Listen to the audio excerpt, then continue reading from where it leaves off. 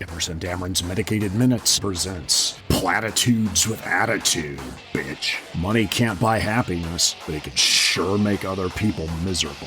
There are plenty of fish in the sea if that's what you're into. It's always darkest before the dawn because you're asleep. You can't see a goddamn thing. And if you're up, you're lit up. And that's not dark at all, unless you're talking about turning off the lights on some people. Follow your dreams away from here, so I don't have to hear you talk about your stupid dreams. Don't judge a book by its cover, lest you be judged in the pages. You got roasted in that book. Torched, smoked. It was the beach read of the year. There's no I in team. There's no B in team, because we killed them all. There's no D in team, but there could be. There's no E or MDMA in team, so I'm out of here. This has been Platitudes with Attitude, bitch.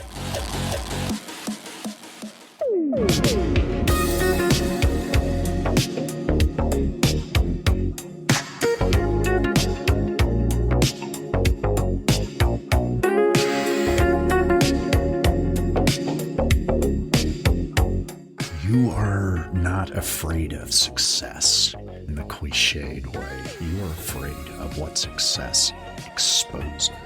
Because when things start going well, the quieter part of you hears, now there's proof, now I can't hide. Now people will want more. Now I'll have to keep being this version of me, keep ramping it up, because I'm only as good as my last hit. They want more. They want more always. And some older survival program, loyal, blunt, ancient, steps in and says, hell no. Too much light, too bright, too visible, too binding, too blinding. So it helps by pulling a tripwire, spilling the ink, picking a fight, numbing, perfecting, procrastination, revenge procrastination, anything that returns you to the familiar weather of frustration. Self-sabotage is not stupidity, it's protection using outdated maps, obsolete instruments. Now, let's loosen that curse with a few precise turns of phrase. What you call sabotage might actually be your nervous system enforcing a speed limit. Not, I ruin it, but I don't yet feel safe going this fast. That changes the opponent from me to an unmet need in the safety category. If success triggers sabotage, then the trigger is not success. It's the meaning you attach to it. Visibility, responsibility, envy, abandonment, pressure, identity change, being out on display. So the work is not to stop sabotaging. The work is to change what success predicts. Notice the hidden loyalty. Part of you may be keeping faith with an old rule like don't outshine the master, never stop grinding. Need is a weakness. Keep your options open. If it's real, it can be taken away from me. That part isn't your enemy, it's your bodyguard. It just needs a new job description. Here's a lever to use on yourself. I'm curious, what benefit does sabotaging give me right before the finish line? That question alone often cracks the whole thing open. Here is your ceremony to make success safe. Do this once, tonight or tomorrow. Get 2 cups of water, put them on a table. Label one familiar, label the other success. In the success cup, drop a pinch of salt or a small coin and say out loud, this is the part of success that feels dangerous. Blank. Fill in one real word. Visibility, expectations, responsibility, being judged, being left, losing control, pressure. In the familiar cup, say, this is what I get to keep by staying here. Again, one real word, certainty, invisibility, rest, belonging, not being disappointed, invisibility. Now, do the key move. Pour half of success into familiar. Mix them up and say, my success will contain familiarity. Choose something specific. One day off a week, slower pace. Private wins celebrated privately with a circle of intimates. Smaller promises, help from others. Messy drafts allowed. Wild experimentation encouraged. Finally, drink only the mixed cup and say, I can have it without losing myself, unless I want to. Then, tiny behavioral seal. This is the most important part. Pick one goal you're currently sabotaging, or think you are, and take a 2-minute, too small to fear action on it right away after the ritual. Not 20 minutes, not 2 hours, 2 minutes. You're teaching your system. Success is not an emergency. The things I'm afraid of are not happening right now. They may never happen. Right now, it's adequately chill. You're listening to K-Chung, Los Angeles, 1630 AM, kchungradio.org. This is Emerson Dameron's Medicated Minutes, LA's #1 avant-garde personal development program, each first Wednesday of the month, 7 o'clock Pacific. And after that, it lives on as the only good podcast. And if you love podcasts, I'm sure you know how to get it. And if you hate them or you've never heard them, this is a great one to start with, because it's the only good one. I'm Emerson Dameron. I love you personally. Levity saves lives.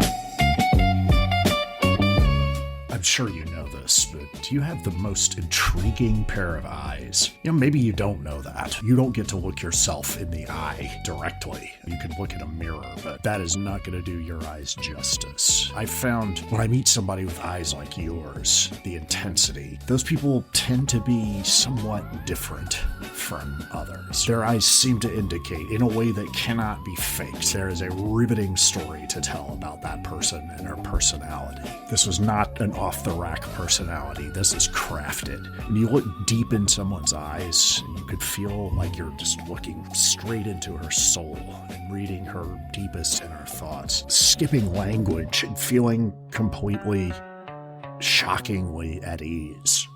With this, sometimes intimacy takes years, sometimes it just comes at you. With me, it's really interesting how people can communicate with their eyes alone without saying anything. How you can get the attention of a bartender from across the room. You can tell a lot about someone from her eyes. In some cases, someone can be an open book to you, or he could well be hiding something from you. When the eyes are just so mysterious, it makes you want to really find out what's really going on with this person. What he's really thinking about you. It's interesting, don't you think?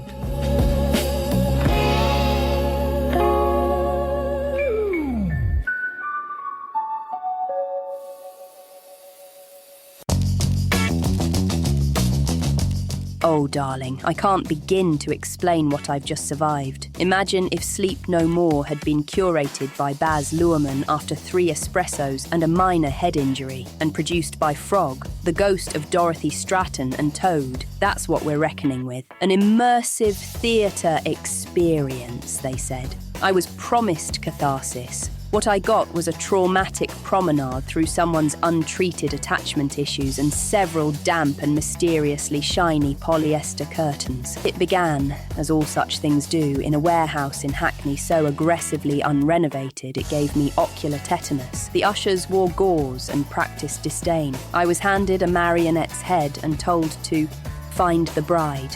Naturally, I assumed it was a metaphor or a new sort of psychedelic mushroom, but no. There was a bride, possibly 2. One of them wept silently in a bathtub with Epsom salts but no water. The other screamed, "I am the miscarriage of Artemis," while hurling rose petals at me. Honestly, it felt a bit on the nose. Like, how is anyone going to appreciate subtlety if we end up in a world in which no one's experienced it and overstimulation becomes simply stimulation, yeah? Oh yes, I am good with metaphors. How kind of you to notice. You have such gentle wrists. Are you a Libra? At any rate, at one point I was locked in a pantry with a man in a plague doctor mask who recited pound while pouring custard into his vintage cowboy boots, which he swore he wasn't wearing ironically. I wasn't entirely sure if he was part of the show or just a confused local, but I applauded his bold, refreshing lack of self-awareness. It felt apt. And then, of course, there was the fox. No, not a metaphorical fox, a real fox, or at least a man in a fox head who led me by the wrist through a tunnel of mylar streamers into a room that smelled like Guerlain and the gradual onset of future regret. He whispered, "Your father never loved you," which felt both cruel and unoriginal. Then he fed me a grape and called me Ophelia. And I went with it, darling. I Ophelia'd so hard I practically drowned in the sink. I whispered back, "We are all sea glass waiting to be shattered," which made him cry. Poor thing. Honestly, I think I'm due equity in the production. But you know, theatre people are so defensive when they know they're being outshone. You're sweet, but let's not pretend it's unusual for strange men in masks to weep in my presence. I bring out the performative masochist in everyone. I just make it look so effortless, I suppose. Then again, most people don't know a quality flogger when they see one, and I've tested crops on myself since that frightful summer at equestrian camp. The whole thing climaxed, don't we all if we're lucky and believe in ourselves, in a chapel constructed entirely from day-old everything bagels and Intellivision Frogger cartridges. The fox removed his mask. It was my ex, Charles, the one who fucked me on a grand piano and then wouldn't give me a songwriting credit. I should have known by the scent of unprocessed jealousy and sandalwood number 5. I screamed. Everyone clapped. Apparently, it was part of the narrative, obviously. My reputation precedes me, alas. And they did ask for an awful lot of information on the registration form. But do you know the strangest part? I loved it. Every sordid, disorienting, quasi-sadistic yet plausibly deniable moment. Because for one shimmering hour, I wasn't Helena the Brit. I was just a girl being pelted with petals by a woman in a blood-stained veil, while a man in stilts shouted, "Love is a prison, and you are the warden."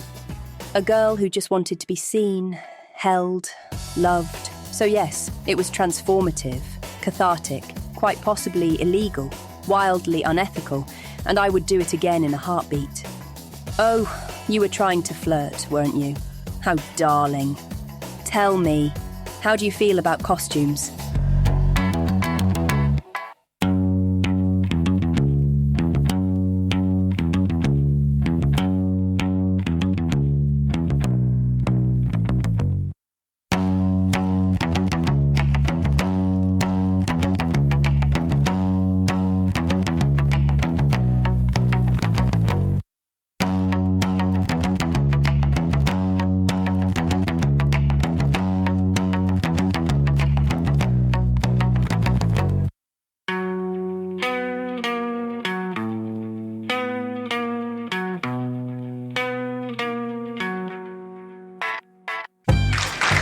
Thank you very much.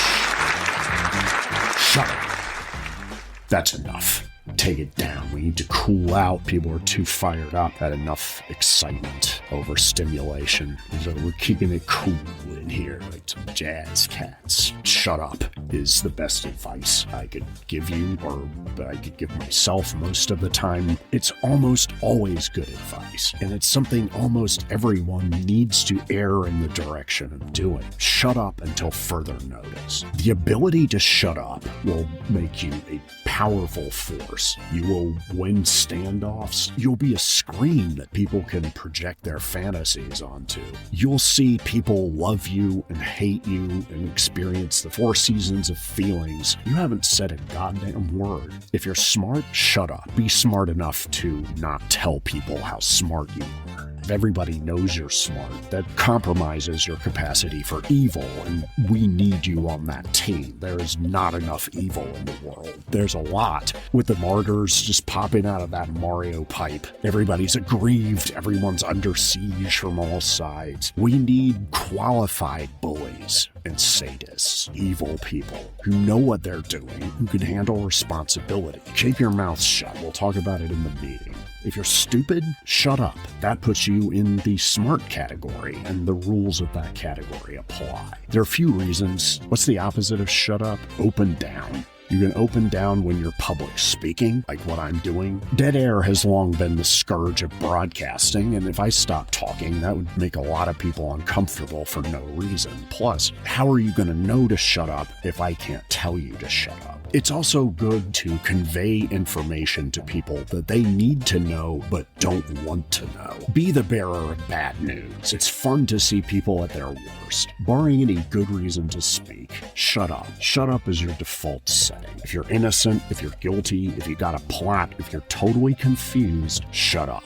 If you're inclined to describe an email that you send as a friendly reminder, or if you've ever prefaced something with the expression, "I'll say this in the nicest way possible," I can think of one nicer way to say that, and that's not to put that caveat in there. And if you have to say it's a friendly reminder, it's not. Shut up. Shut up does not mean hide. As long as we have private lives, which may not be as long as we would hope, we can share our inner worlds with trusted, like-minded intimates. Those should be people that you have blackmail material on. Something to shut them up with, because when in doubt, shut up. When in faith, shut up. All of you, shut up.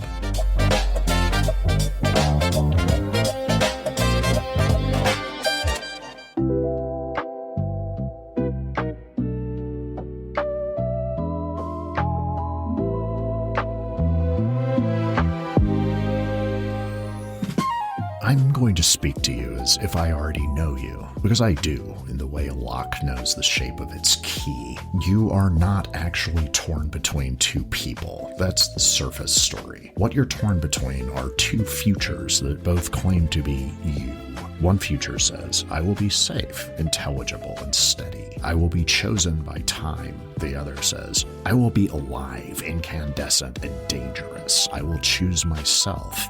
And here's the uncomfortable truth you haven't let yourself say out loud yet. You don't fear losing either person. You fear becoming the person who chose wrong and then had to suck it up and live with it quietly. You're nearing the age where choices stop feeling reversible. Your body knows this, even if your mind pretends it doesn't. So this triangle has become the stage on which your deepest question is acting itself out. Is my life meant to be built or meant to be burned and remade? Now let me gently but firmly tilt the frame.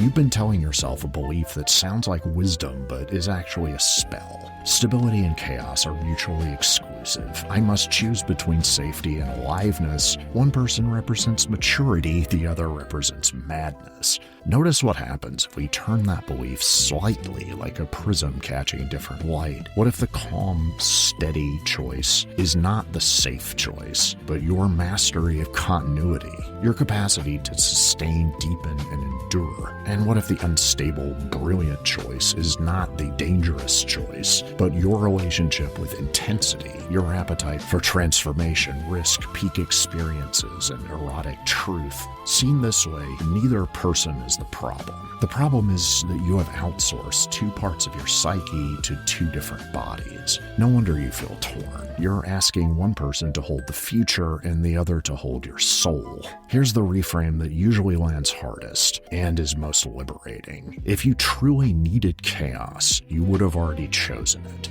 If you truly needed safety, you wouldn't still be dreaming. So this is not about which person is right. It's about which inner marriage you have not yet consummated. You are not meant to amputate one side of yourself to prove that you're an adult, nor are you meant to burn down your life to prove that you're still alive. You're being asked a subtler question. Can you become a person who can contain both intensity and continuity without needing two extra people to do it for you? Now let's move this out of thought and into the body, where the real decision will happen. This is your assignment. Do it precisely, without improving it. 1. On 2 separate pieces of paper, write on the first, "The life that holds me." On the second, "The life that ignites me." On each paper, write everything each person gives you. Not their traits, but how you feel in their presence. Be ruthless and poetic. 3. Fold both of the papers. Place them under your pillow for 3 consecutive nights. 4. Each morning, immediately upon waking, write one sentence that begins with, "Today my body wants."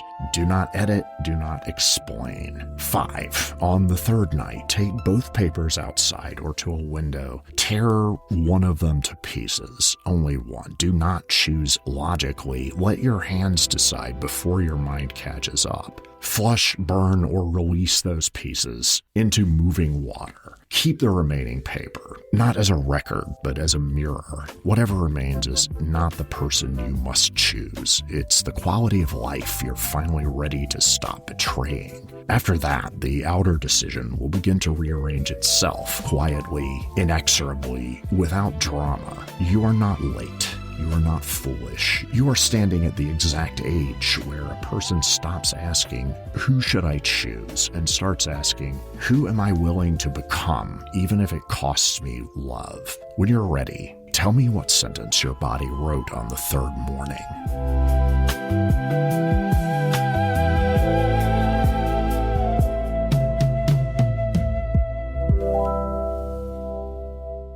Sometimes you'll need to take a pause and start to dig deep into your own soul to find the answer to this question. What do I really, really desire? When you are completely true and honest with yourself, you'll realize that there are no limits, no boundaries to what you truly desire, because inside yourself, all the rules and restrictions that others impose upon you do not exist at all. Inside that special place where you keep all your true desires hidden from the outside world is where only you alone can set the rules. It's where you can truly see what you really want out of love and out of life. There, in the special place, you're able to see all your hidden desires in their full naked glory. When you get what you truly desire, the experience is tremendous or even orgasmic. It's really powerful. You'll feel excited that you can fulfill those hidden desires, and you'll want to share the excitement with someone who truly understands you.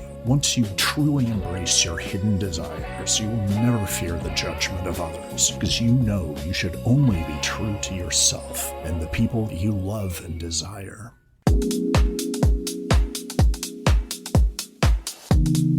Private rooftop lounge, fire pit flickering, a chilled bottle of vintage champagne on ice.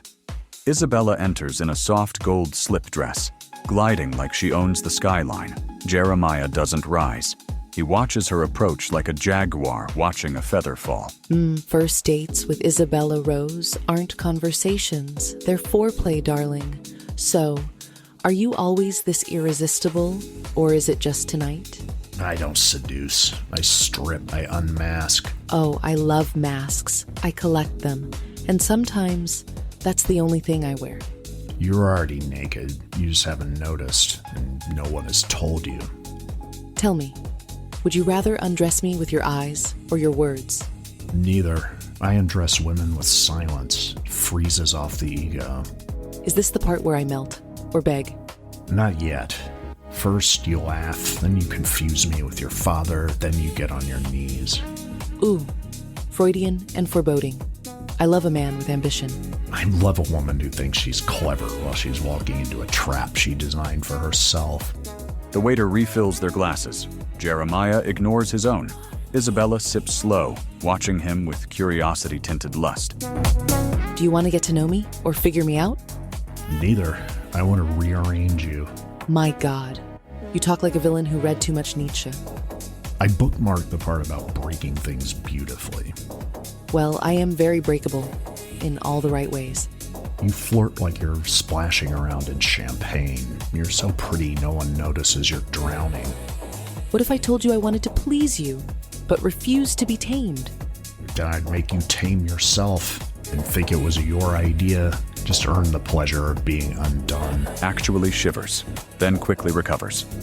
You're impossible. That's why you're still here.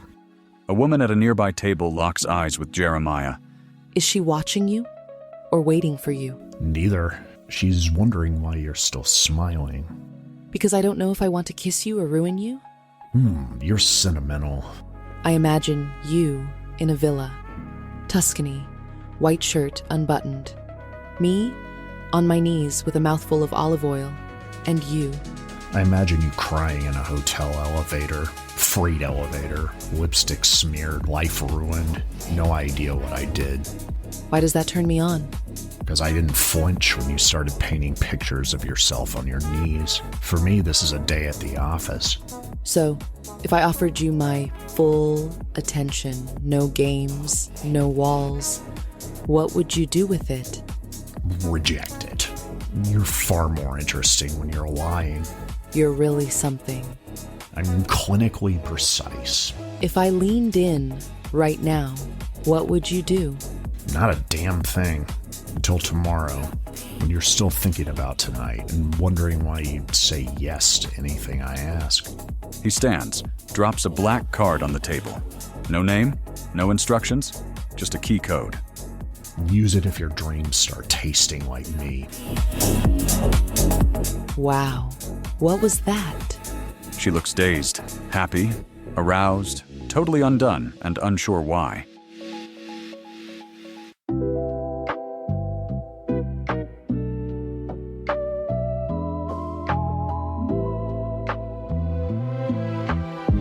I'm going to speak to you as if I already know something true about you, because I do. You're not grieving a woman. You are grieving color itself. She became the living proof that your nervous system is still capable of enchantment. She didn't just love you. She relit the circuitry that says, life can still surprise me. And now the terror isn't that she's gone. It's that you've discovered you can survive without her, which feels like emotional euthanasia. You adapted. And to you, adaptation feels like betrayal. Here's the uncanny part. You don't actually believe she is the only love of your life. You believe she is the last portal. That belief is what's suffocating you. Let me gently but firmly turn this belief inside out. You're telling yourself a story that goes something like this. If this level of magic was real once, and it's gone now, then the universe has closed the door.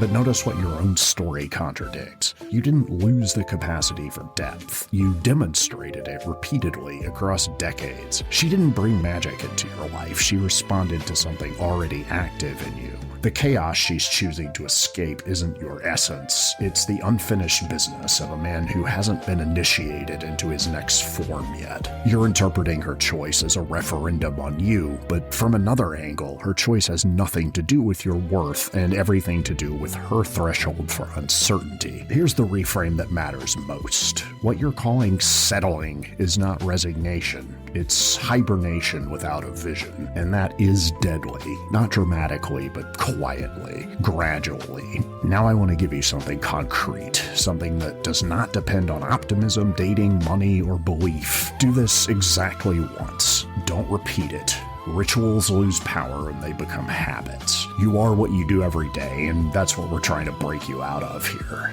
Now, what you'll need, one object that reminds you of her only indirectly. Not a photo, not a message, something symbolic, like a book you read then, a shirt you wore, a song written down on paper.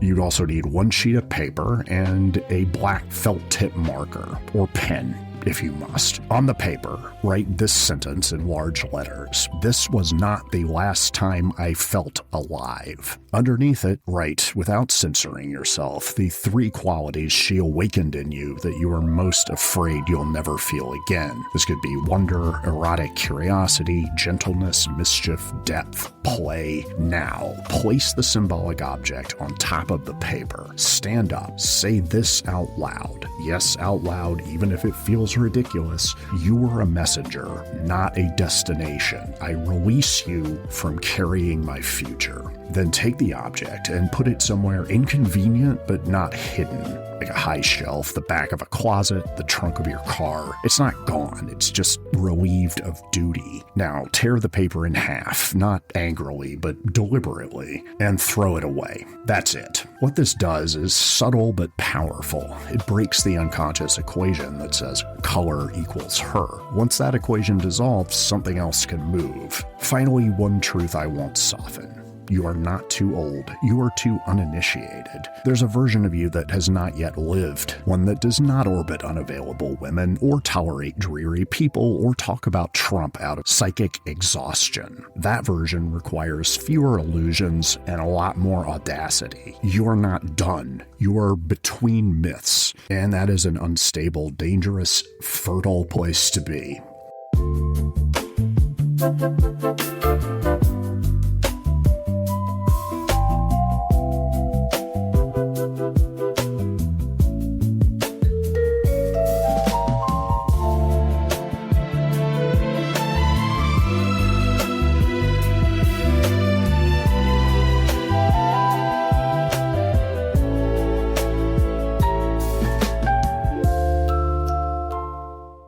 let me ask you this. When you're attracted to a guy, what do you feel at first? Do you feel nervous and at the same time excited, as if you got butterflies in your stomach? Do you feel a tingling sensation all over your body and blood rushes up to your face? Do you find it hard to retain your composure? Does your heart skip a beat or two and your throat gets a little dry as you find it difficult to say anything? So when you're attracted to a guy, how would you behave around him?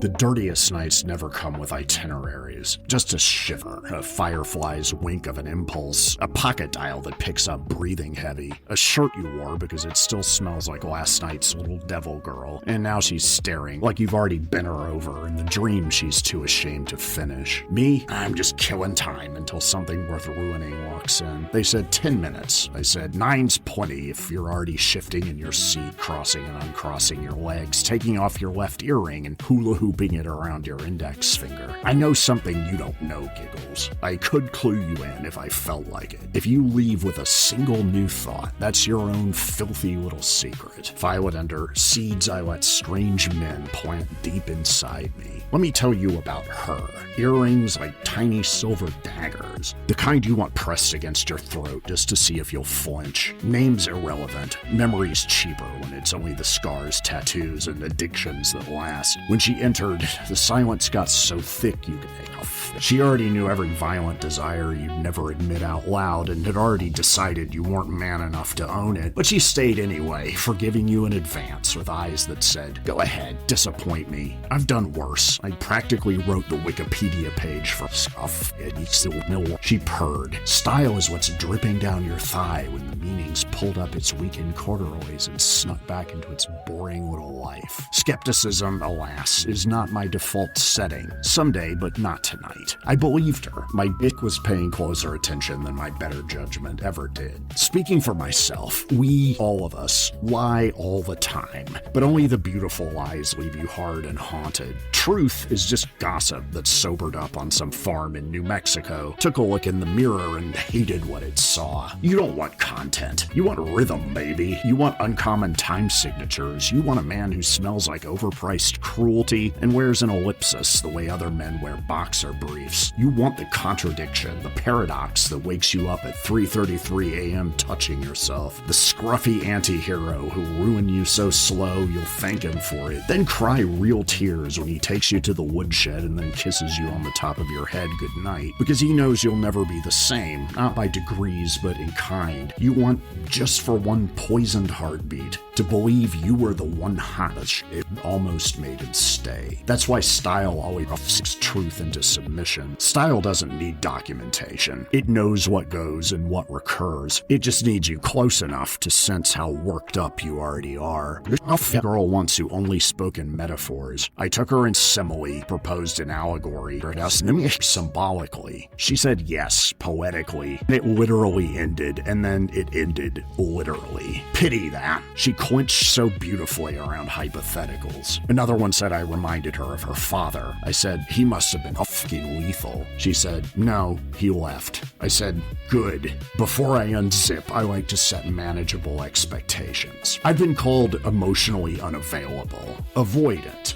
Correct, but only to those who think they can diagnose you from across the room and use that diagnosis as an insult on the same night. The dull ones who look for the exit instead of the handcuffs, blindfold, fake blood. You laugh, but I know you're not innocent. You're playing the same twisted little game. Selective blackout, erotic absolution, the sublime, exquisite thrill of pretending you don't remember exactly how you sounded when you begged. To yourself, to me, you don't want to know, but you do. You're the type who tries to forget the whole thing. That is, unless you're the one who made it hurt so good, they'll never forget your name. I once saw a man own an entire room just by lighting a Macanudo. He didn't smoke it, just let it burn between his fingers like he was teasing a ilk with the ember. I tried it, set my cuff on fire. Rookie mistake. She was watching. Dagger earring girl. You always choose the pain you can tell yourself a story about and then ash off to later. Damn right. Silence doesn't bite your neck and call you a good boy when you come. I talk.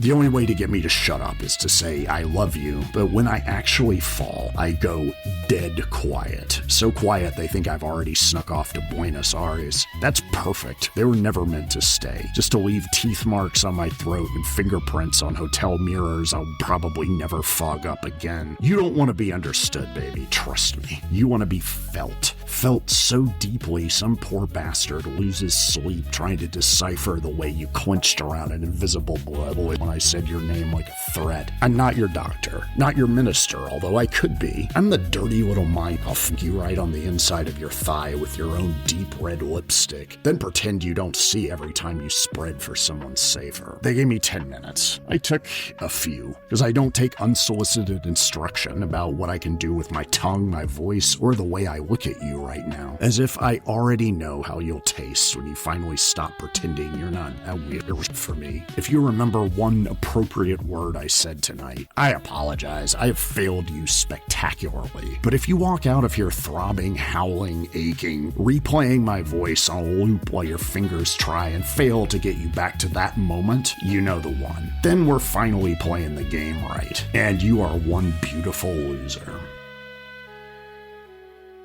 It's fantastic to be out on your own or with your friends, but why would he want to be anywhere else in the world but to be with you and enjoy your company right here and right now? He trusts you, and I totally get that, really, but he won't know if you're going to meet some guys who will, try to hit on you and pick you up. Wouldn't he be just a little, worried? Or maybe he's also out with his buddies for a guy's night out, but again, you don't really know what he's doing. Is he having a drink with his buddies, or is he out picking up women? I'm quite impressed with how open he is, but I don't really know if I could let you go out on your own just like that. It's not that I don't trust you, but there are certain things that are so important that I just need to be 100% sure. I suppose I just don't get it. If I had a girlfriend like you, then I'd want to be with you as much as possible. I'm sure he's a great guy and really cares about your feelings, listens to you, and makes an effort to really understand you. Of course, you're the kind of woman who will demand that from a guy, and you wouldn't settle for less, yes?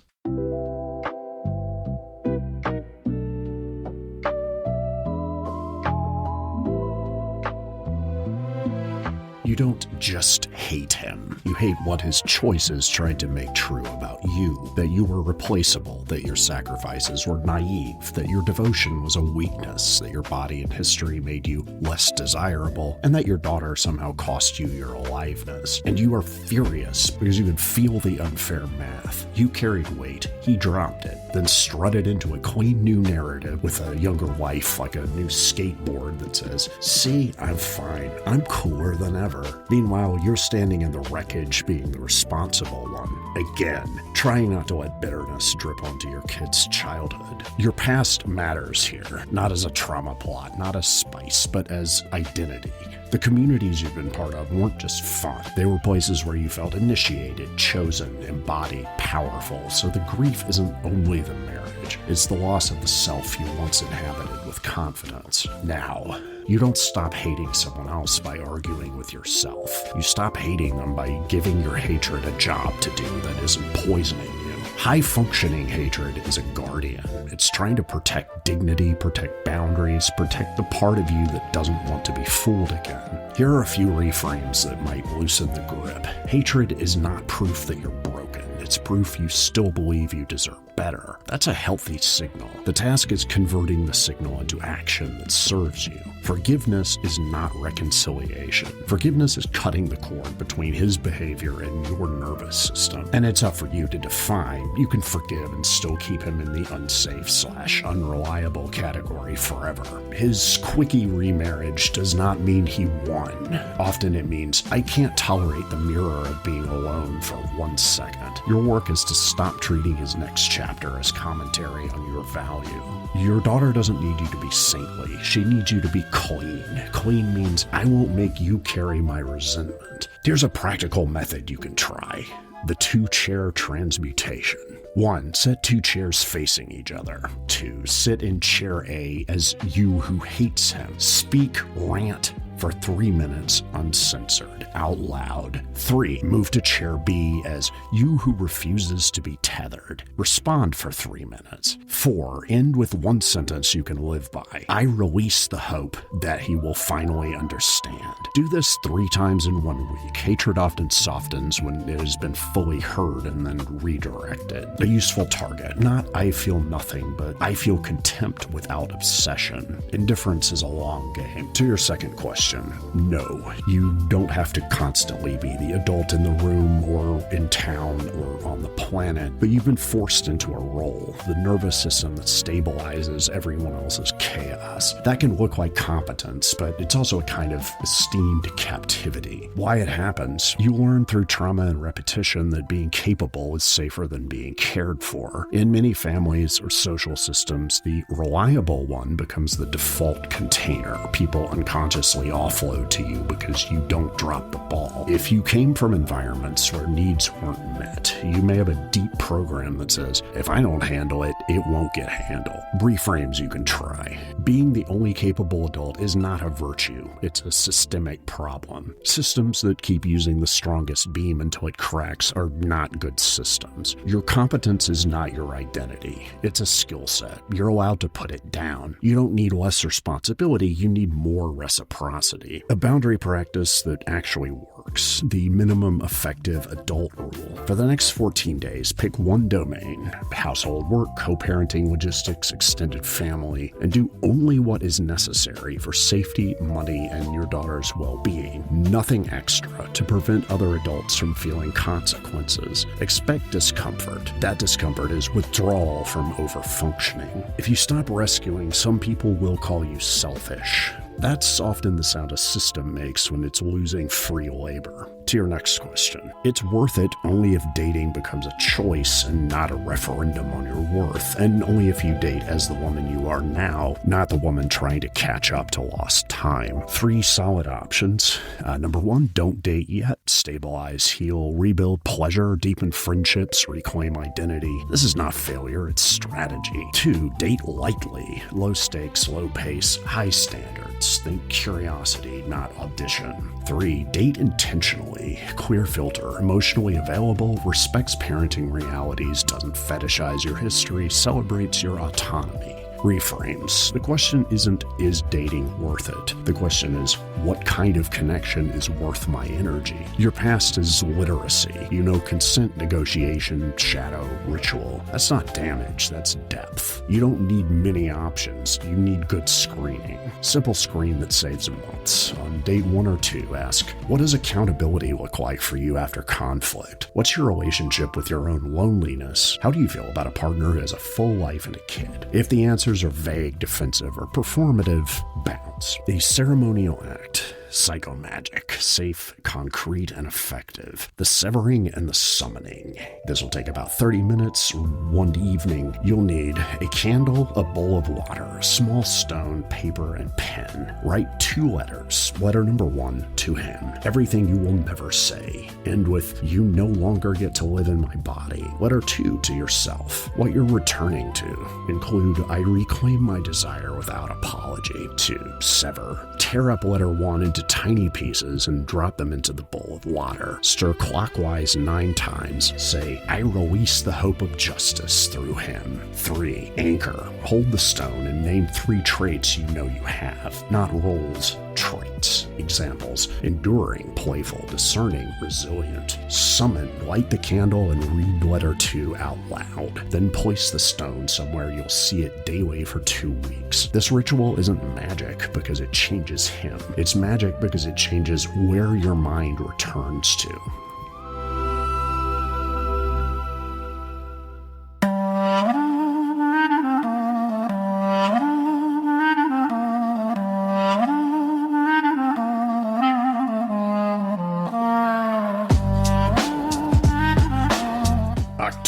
baby. Listen up, because I'm going to say this once, and then I'm going to say it 18, 19 more times in slightly different variations until it drives you to the conniptions you so richly deserve. No one owns art. Period. The end. Full stop. You have never created anything ex nihilo because you're not God. If you are, you're deep undercover. What I'm thinking is you are a delusional primate with opposable thumbs, a credit card, and a vague recollection of reading Aristotle in 10th grade. If you make stuff, mazel tov on that. Everything you've ever made was stolen.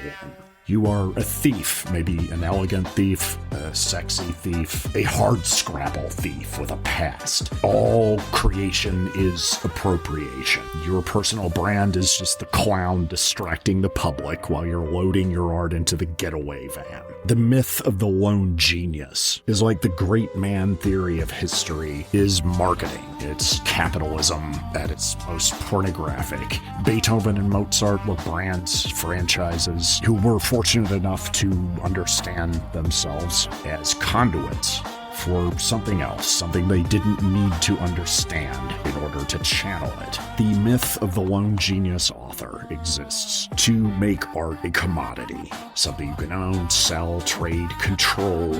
Genius is always a group project, with one person taking the credit, cashing the check, and then complaining about not being acknowledged enough. Treating art as a container for you, for your essence, for something in your DNA is a selfish thing to believe, and it impoverishes everyone. It poisons the well of the commons. The fact that your fingerprints are on the canvas just distracts us from the piece. The death of the author is not a homicide. It's a mercy killing. If your art just screams, "This is me," it's either expensive therapy or it maps well onto someone else's narcissism, which makes it damn fine entertainment. The job of the artist is to provoke. Entertainers entertain, artists provoke.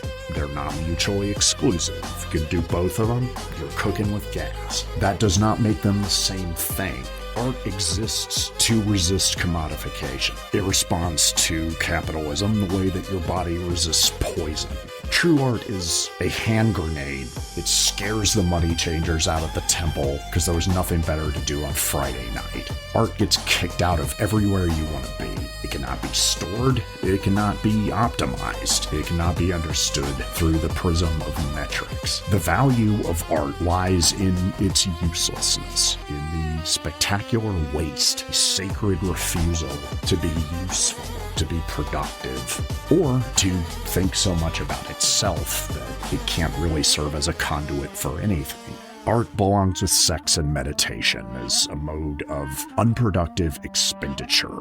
These three things: fucking, sitting still, and making stuff. Our civilization's only hope, because they produce nothing. The anarchist philosopher Georges Bataille understood we need waste, excess, expenditure without return. We need to set $1 million on fire. What cannot be monetized cannot be controlled. It's the skull peeking in at the banquet. It's the jester, it's the coyote, it's the problem child, it's the release valve for the fully justified anger you feel being locked into this sweaty panopticon.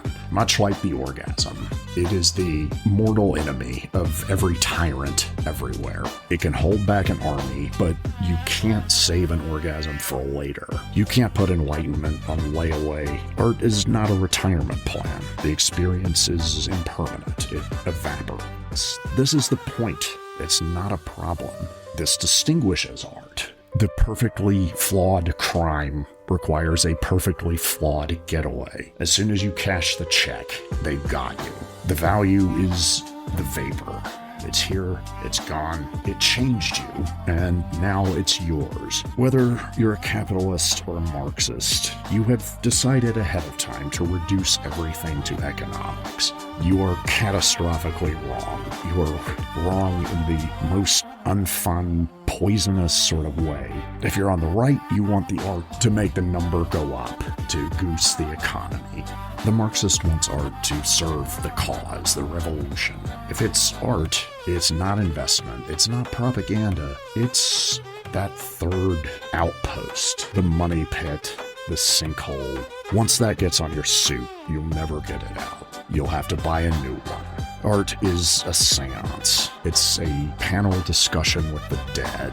If you think that you are making this alone and that it is yours, you're screwing over ghosts and calling it inspiration. If you could be honest about this, you can admit that you are a medium, not a god, not a maker, not a creator. You are a channel. The stakes are quite high here. Remaining human requires practicing non-instrumental experience. This is not a nice to have. This is not a quirk, a lifestyle affectation. If everything you do is useful, you are a machine that has the embarrassing little hobby of thinking that it has a soul. Art, sex, meditation. These are the last places you're allowed to be wasteful, pointless, gloriously inefficient.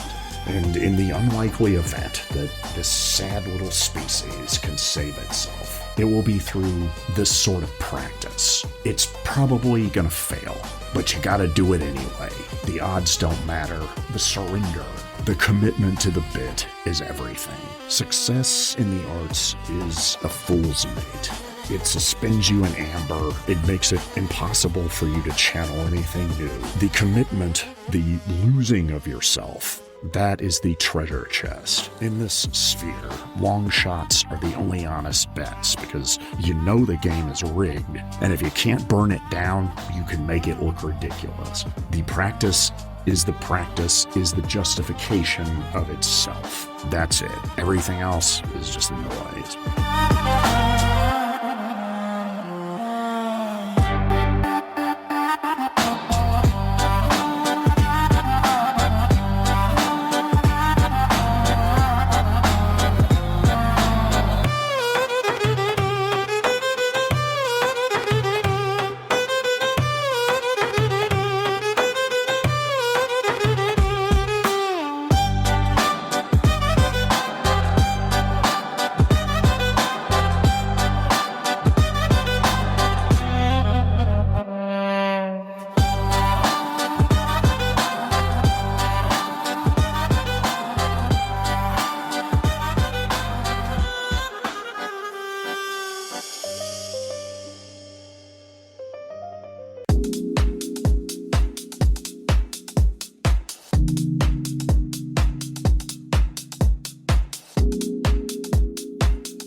This place feels sterile as a mule. Yes. Sterile little fantasies and dreams in blazers. They wipe the menus hourly. It's meant to feel safe, but nothing about me ever is. Safe is for houseplants and serial monogamists. You want dangerous? You got it the moment you picked out that dress. Did it change your life? No, but it made me realize how many men sit quietly through foreplay just to say they tried. I don't try, I take. That's intimacy, I think. Accidental, confined, and barely polite. Like foreplay with eye contact. Cute, but intimacy is not polite. It's a scalpel, it's a grenade. Intimacy is the transgression of boundaries. Let's not pretend you haven't already imagined me cutting you open softly. Booths whisper, tables stare. I like being watched. Of course you do. You get wet from the attention, ashamed of the approval. You live in that tension, don't you? Spoiled little exhibitionists aching for punishment. I catalog my secrets like perfume samples. Baby, I don't want your samples. I want the one you hide in the back. The one you can't legally sell. The one that burns when it hits air. They hum like something under silk waiting to be touched. That's not anticipation. Do you hear that clicking? That's your conscience pacing in heels. It knows I'm about to totalize your psyche. I trace patterns when I'm aroused by danger. I don't look for patterns in chaos. I create them. Keep tracing, kitten. I'm the reason the map keeps changing. Not yet, but it's preheated, and I always rise at the right temperature. Oh, I know. You're not rising. You're blooming like a wound that wants to be kissed open. I ordered the chicken salad. Rituals need offerings. Quaint. Let's see if your throat opens for meat as easily as it does for myth. Like a rehearsal. For pleasure. For power. No, love. This is the ritual, and you are the sacrifice. And I like how carefully you're holding yourself. No, you love that I see it. You like that I notice the tremble in your spine when I stop smiling. Everyone spills. The question is, into whose hands? Mine, always mine, and you'll thank me for not catching you sooner. I work in consequences. And I sculpt desire, cravings, yours mostly. Fate's just foreplay with better branding. Then let's call this what it is, a collision, not a coincidence. Momentum, with candlelight and chemistry. This is gravity getting off. I'm the black hole your little flame won't escape. It'll still leave marks. And honestly, I like a little bruise where memory used to be. Good girl, because if you don't have scars, it's hard to know your memories are based on real events. That feels intimate for a first course. Baby, I gotta save my appetite for all those nice, ripe, juicy souls out in the city on a Friday night. That's how it starts. With an ear, a gaze. Wrong again. It starts with surrender, and you're already halfway gone.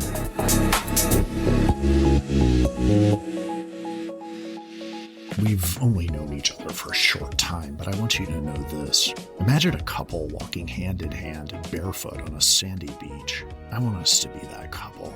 The evening sun is setting, sinking into the warmth of the gentle sea. The lingering waves reach and caress our feet, and a light breeze gently blows into our ears as we continue walking down the beach leisurely. It feels so comfortable, and yet the passion is heating up as we both feel the fury of emotions brewing inside us, and it's slowly becoming unstoppable. We turn to look into each other's eyes, and my thoughts penetrate your mind, into and out of your soul again and again as our heart beats in unison. We can feel our enormous wanting for each other. It turns from pure love to animalistic lust, and then to love again. And you'll come to realize that you're being swept into the moment of pure ecstasy as you plant your lips into mine. Kiss me now.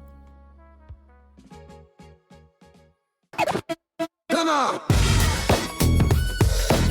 This has been Emerson Dameron's Medicated Minutes, LA's #1 avant-garde personal development program, a production of K-Chung, Los Angeles, 1630 AM, kchungradio.org, throughout the world. I am Emerson Dameron. I love you personally. You can pick up old episodes or listen to this one again because you probably missed a lot of stuff. And if you weren't taking notes, we will not be sending the recording out, but you could get it anywhere. Podcasts are everywhere. You probably subscribe to some of them by accident. Make this a gift to yourself. Go right now to wherever you get podcasts. Subscribe to this one. It'll put all of your other podcasts deep in the shade. I'm Emerson Dameron. I'm the host and everything else. New episodes premiere 7 o'clock p.m. Pacific, the first Wednesday of the month on K-Chung, and then promptly are archived in all kinds of places. You see episodes of the show hanging out in Paris, perhaps, or Sydney in Australia, or Tokyo, or even out in the middle of the Pacific Ocean, because that's what it means to be worldwide. A lot of people think that they're worldwide, and they think that's going to be what makes them happy, and then they find out they ain't ready for it, because they weren't listening to this show. I'd like to thank myself for all the hard work that I put into this, so that you could soak it up like a sponge. This is pure science. Trust but verify, be skeptical, you know, all those things. It all falls apart when you fall in love. So when you do that, you might as well go all in and all out. I'm Emerson Dameron. I'm the host of the show. Levity saves lives. Catch you on the flip side. The flip side being next month, April. What is the first Wednesday of April? I don't think it's April Fool's. We're going to find out. Yes! Next episode, April 1st, April Fool's Day. That's going to be a delight. You've been listening to K-Chung, Los Angeles, and you will continue because we got more great programming coming at you right about now.